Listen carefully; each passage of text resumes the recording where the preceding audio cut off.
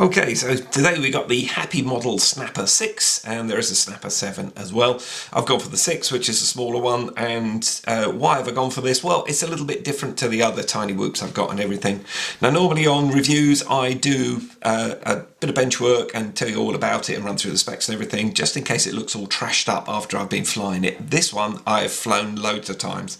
Now, I've been told that I've flown this dozens of times, and probably even more than that. Literally, I put the batteries on charge, I'm back out again. Batteries on charge, back out again.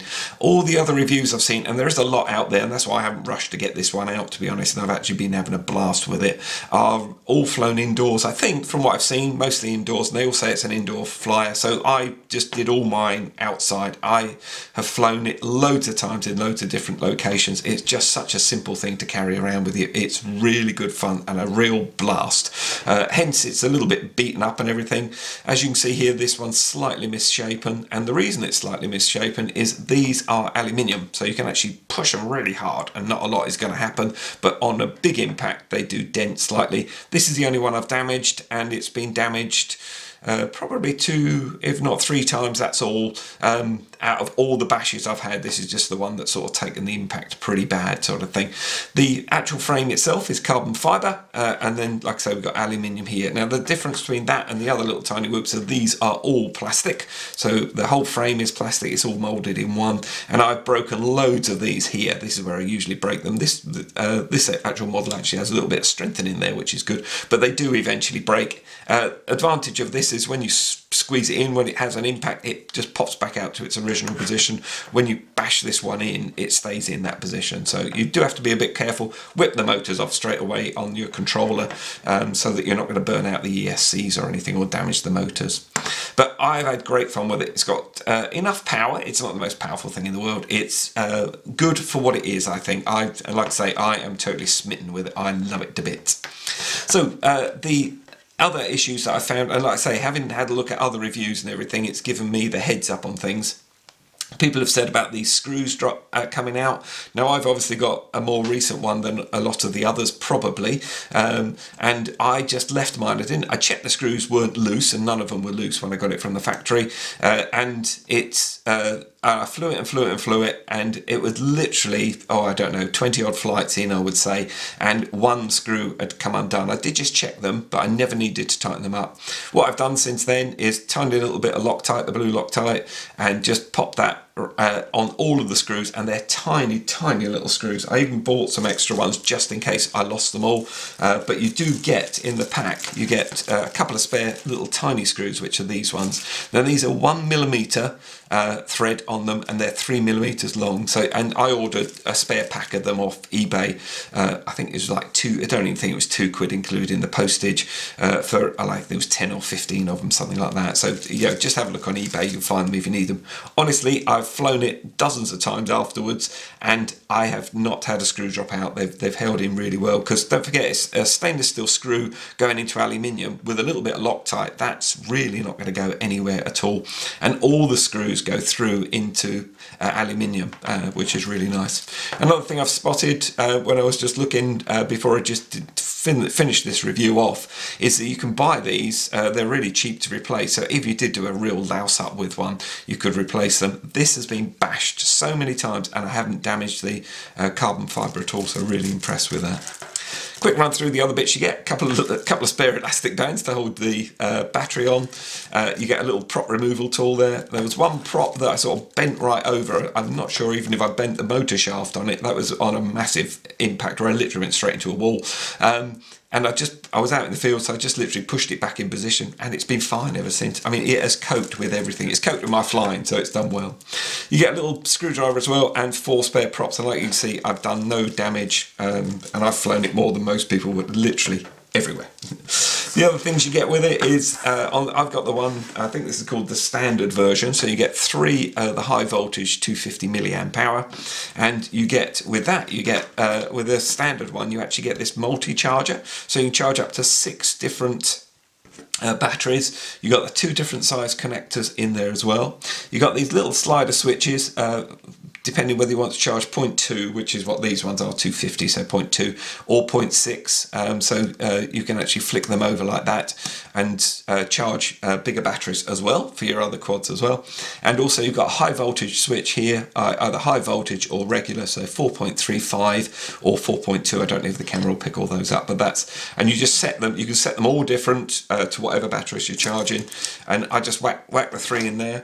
Then you've got various ways of actually charging it. You can either use a mains adapter into there, and it takes from 7 to 25 volts, or you can use, I just was using a massive great battery that I carried around with me with 3000 milliamp hour, and then just plug it into there, into the XT60. You get a USB out on it then, so you could charge something up from a USB if you wanted to. So it's a real multi-charger. And if I just show you, if I just plug that in there, let's just plug one of the batteries in. When it's charging, the LED goes to a solid green. When it's finished charging, it will start this very fast pulse in here, and it just runs through all the actual figures of how much charge is going into what one. So I'll just wait for that to get round to 1 again. So actually the input is, oh, it's actually really low on power there. The USB is outputting at 5 volts, and then channel 1 is charged up to 3.75, so that's one, yeah, that's pretty low, that one. So there we go. I really love that little charger. It's awesome. It does a really good job.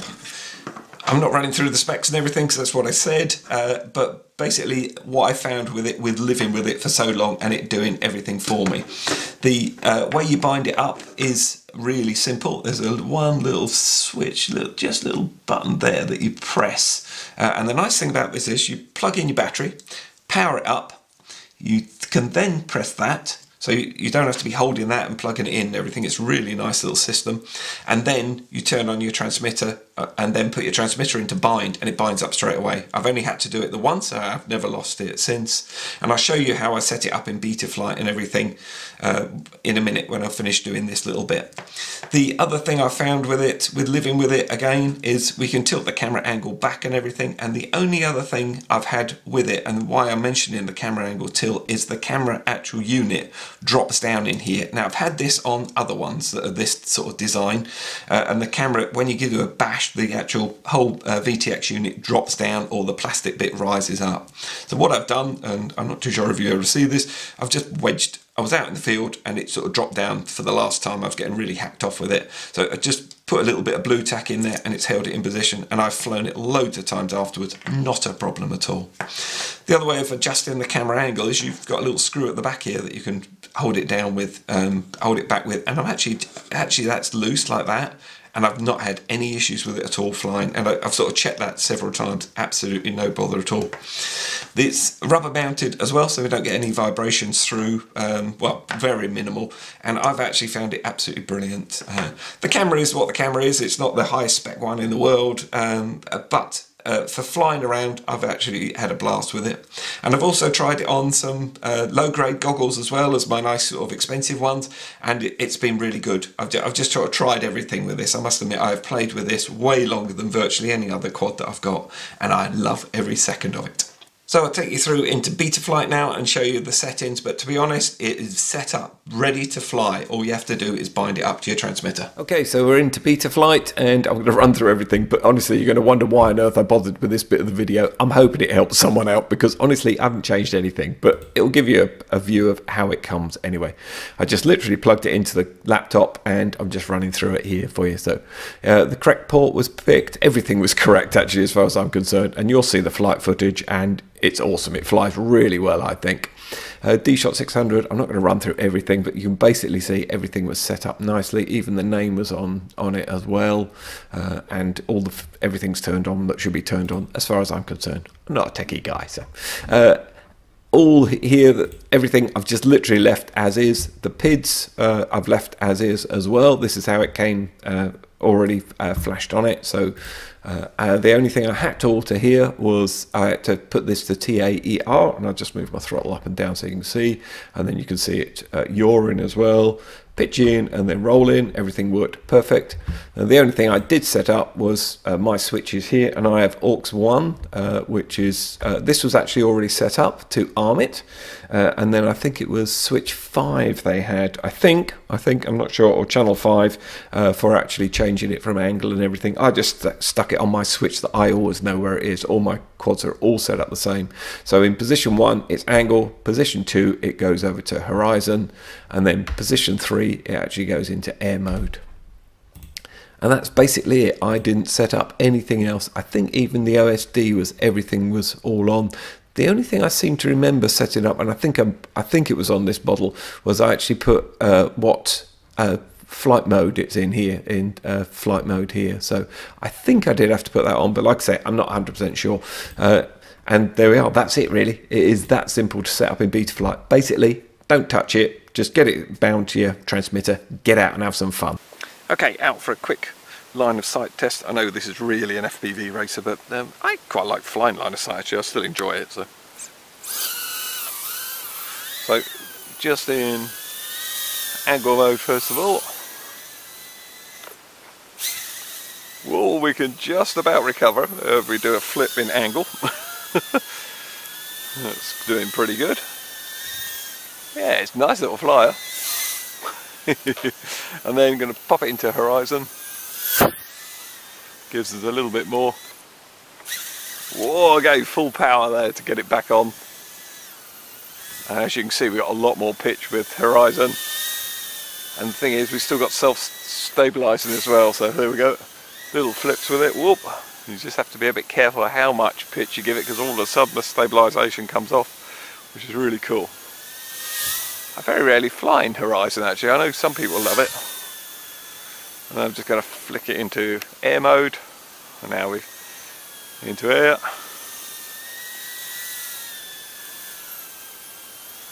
Actually, I can't remember the last time I flew in air. I've been busy doing other things, not RCing, which is a bit of a shame. Life's like that sometimes, eh? Oh, but it's nice to be back. Cool. It is a nice little flyer. So back into angle, nice thing, you can just flick it between the two, which is really good. And we're ready to go. Oh, that sounds fun. Right, get those goggles on. Okay, so let's see what we're like with goggles. I'm just going to keep it stabilised for a little while. This is the first flight. Whoa! Hey, it's pretty good fun actually. That gets a little bit of a shift on, doesn't it? Now, I know loads of people fly these indoors who say they're indoor flyers. I prefer the outdoors for anything actually. If I can get outside, I'm much happier than being indoors. So to me, it's a whatever you want to fly it. And it's as challenging inside and outside, I always think. I don't think there's any... I don't have any problems with either actually. You know, so long as I'm flying, I'm a happy little bunny, I guess. So just going to flick that into horizon. Let's see how we get on in that.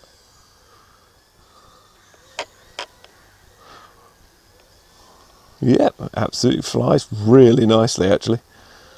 And good signal as well. FPV's working really well. This thing is fun. And that's a fair old range we've been giving that as well. Just losing a little bit of power now, getting really low on the battery. I don't know if I can get gone into acro, but I think we're at, whoa, yeah, I'm giving that loads of throttle and nothing's happening. So I think what I might do is just bring it in and swap the battery over.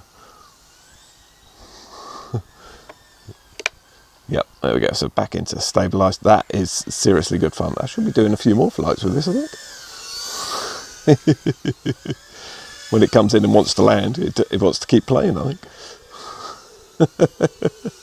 Gee, you get that battery warning really for ages. I've changed nothing in BetaFlight, so I've just left it as it is. So it's yeah, oh, we're really losing power. I said that a minute ago, didn't I?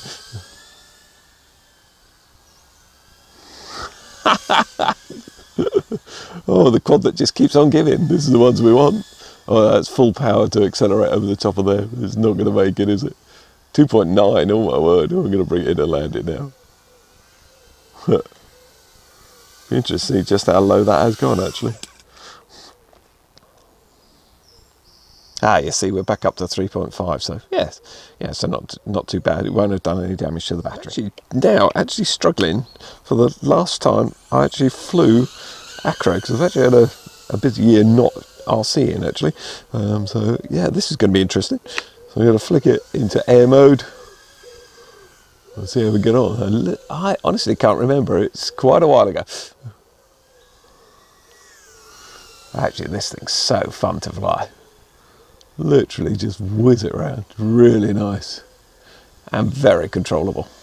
I've done no changes in a BetaFlight or anything. This is just purely as is. That's right over the other side of the garden. I'm actually facing the other way as well. So that has done amazingly well.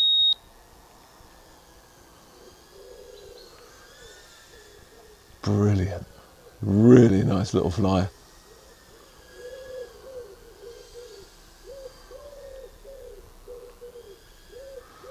So smooth as well. And fast little thing, isn't it? Look at this. I'm gonna have to, whoa! I'm gonna have to tilt the camera up a wee bit more, down a bit more. If you wanted it at full pitch and full throttle sort of thing. Wow, it's nice. Oh, we're loving it. We're loving it. Gorgeous.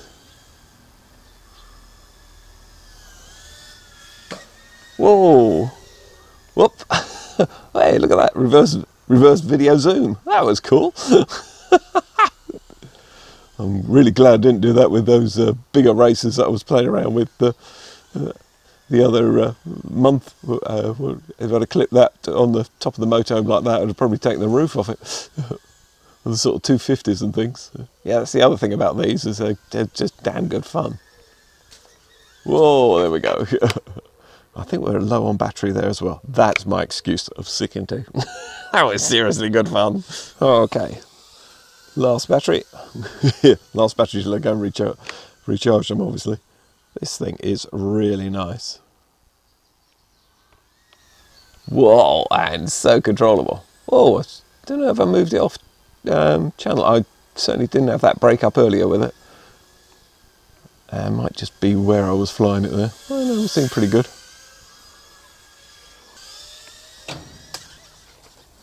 Whoops.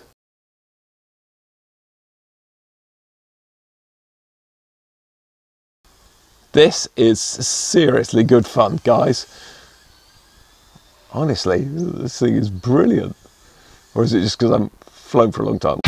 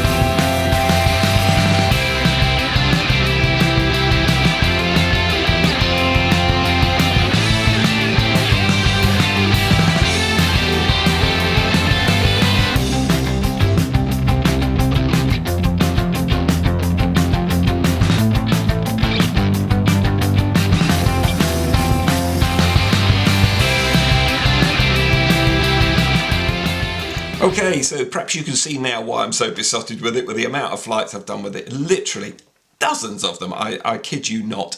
Really good fun. I've had a blast with it. I hope you've enjoyed coming along on the flights. I've certainly enjoyed having you along.